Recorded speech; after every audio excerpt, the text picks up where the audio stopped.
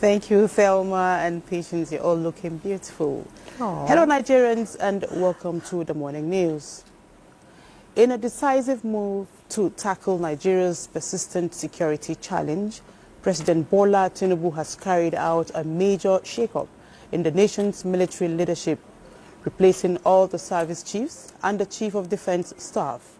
The sweeping changes, which also include new appointments for the Army, Navy, Air Force and the Chief of Defense Intelligence, signal the President's resolve to inject fresh strategy and renewed vigor into the fight against terrorism, banditry and other security threats confronting the country. Defense correspondent Olajide Bello takes a look at the new faces at the helm of the armed forces and their profile.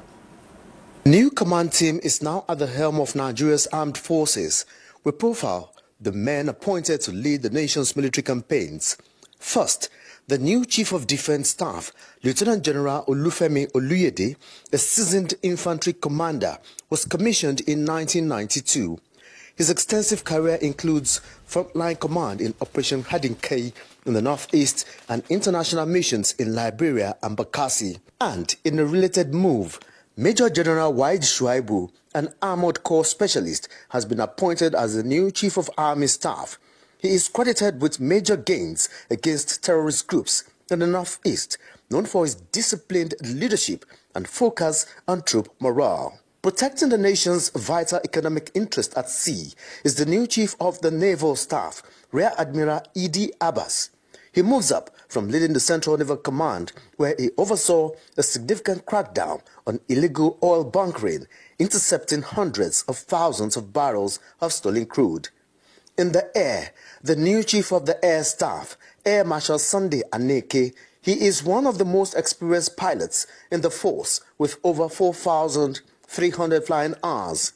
His most recent role was shaping the next generation of officers as Deputy Commandant of the Nigerian Defense Academy.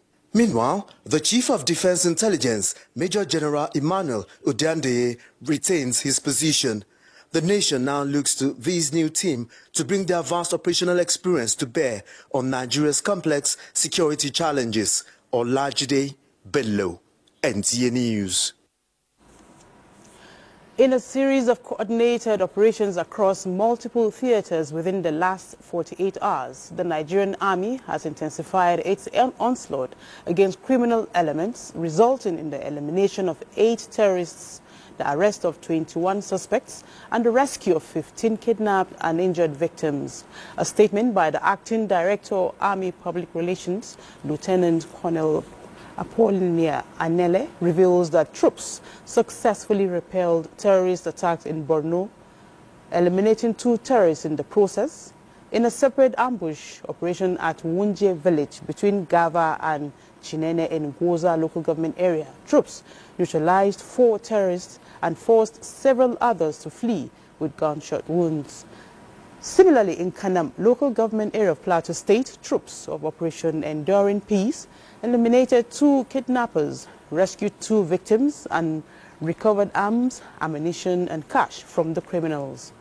In other coordinated operations across Kukawa, Mangu, and Barikin Ladi local government areas of Plateau State, troops arrested 8 suspected criminals, rescued 4 kidnapped victims, and recovered 10 rustled cattle, illicit drugs, 2 motorcycles, a vehicle, and a CCTV camera were also seized from criminal hideouts in Mwaje and Agunka forests in Anambra State.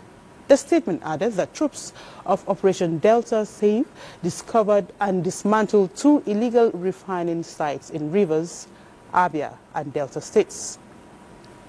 The Army headquarters reaffirmed its commitment to sustaining the momentum of these operations, assuring Nigerians that troops remain resolute in their mission to restore lasting peace, protect law-abiding citizens, and safeguard the nation's economic lifelines. And let's shift attention to education. The federal government has again demonstrated its commitment to improve the welfare of students and education community with the procurement of 75 vehicles to meet various operational needs across schools and agencies under the Ministry of Education. Minister of Education, Dr. Tunji Alausa, while inaugurating the vehicles, cautions that the initiative is aimed at enhancing productivity, not for personal use.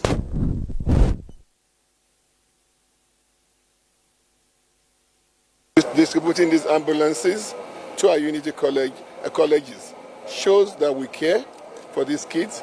We want to keep them safe. Together with the high quality education that we're giving them, we also have to provide all the enabling comforts and welfare, including their the medical care they get, the kind of food they eat, and the level of their education. So this is a reflection of that. Now, with the coastal buses, we also care about the welfare of our staff to reduce the cost of public transport, the amount of money they would have to pay on public transportation to get to work. The vehicles were immediately distributed to the first batch of beneficiary schools, departments and agencies. Efforts to close the gap between a digitally savvy student population and a largely analog teaching workforce are gaining momentum. Zenred Dingmoon reports that the drive advanced further with the inauguration of Committee for the Implementation of Zero-Rated Data and Subsidized Devices for Nigerian Teachers, a partnership initiative under the Learning for All in Nigeria program. It is said to be a pivot from the usual, but a needed one. This ambitious public-private partnership, the federal government says, is not just about handing out gadgets, but also embedding digital operations and innovation into the heart of teaching. This high-level roundtable cemented a commitment that aligns with the National Digital Learning Policy to provide the right opportunities for outstanding learning and teaching experiences. We've curated the kind of teachers. We've pre-certified them. These are teachers that know what they're doing. So now, with that, we can bring high-quality teaching to the remotest parts of the country. The initiative to provide zero-rated data access to educational platform is a bold and commendable step toward democratizing digital learning and empowering both teachers and learners across Nigeria. The pilot phase is set to kick off in December, running through July 2026, targeting 8,000 teachers across the 6 geopolitical zones. In Abuja, Zenred Dingmoon, NTA News. A fresher capacity building program at the Nigerian Television Authority is reshaping how reporters tell their nation's stories about truth, emotion and the magic of words on screen. Juliana Nicholas participated and captured the essence. In a world where every second counts, the difference between a report and a story is how it makes you feel. Here at the headquarters of the Nigerian Television Authority, NTA, reporters gather to rediscover the art of storytelling and how to connect more deeply with their audience. Facilitated by one of NTA's own, Victor Azu, the creative writing workshop explores how clarity, color and credibility can transform facts into compelling television moments. If there was also somebody who is forced to do the right thing based on your storytelling, that person will not forget. It lingers, and it is worth the investment. So, build from the beginning.